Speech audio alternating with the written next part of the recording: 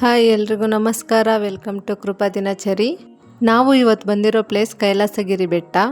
ಒಂದು ಕಲ್ಲು ಬಂಡೆ ಒಳಗಡೆ ಪೂರ್ತಿ ಟೆಂಪಲ್ ಯಾವ ಥರ ಇದೆ ಅಂತ ತೋರಿಸ್ತೀನಿ ಬನ್ನಿ. ಒಳಗಡೆ ಎಂಟ್ರಿ ಆಗ್ತಿದ್ದಾಗೆ ವಾವ್ ಅಂತ ಅನಿಸುತ್ತೆ. ಈ ಪ್ಲೇಸ್ ಎಷ್ಟು ತಣ್ಣಗಿದೆ ಗೊತ್ತಾ, ಹೊರಗಡೆ ಇರೋ ಬಿಸಿಲಿಗೆ ತುಂಬ ತಂಪಾಗಿದೆ. ಇಲ್ಲಿ ಒಂದು ಮಂಟಪದ ಹತ್ರ ರಾಮ ಲಕ್ಷ್ಮಣ ಸೀತೆದು ಪ್ರತಿಮೆಗಳಿದೆ. ನಾವು ಸಂಡೇ ಬಂದಿರೋದ್ರಿಂದ ತುಂಬ ಜನ ಇದ್ದಾರೆ. ಒನ್ ಡೇ ಫ್ಯಾಮಿಲಿ ಜೊತೆ ಟೈಮ್ ಸ್ಪೆಂಡ್ ಮಾಡಬೇಕು ಅಂತ ಇದ್ದರೆ ತುಂಬ ಚೆನ್ನಾಗಿರೋ ಅಂಥ ಜಾಗ ಇದು. ಬೆಂಗಳೂರಿಂದ ಚಿಂತಾಮಣಿಗೆ ಬಂದರೆ ಅಲ್ಲಿಂದ ಹತ್ರ ಆಗುತ್ತೆ.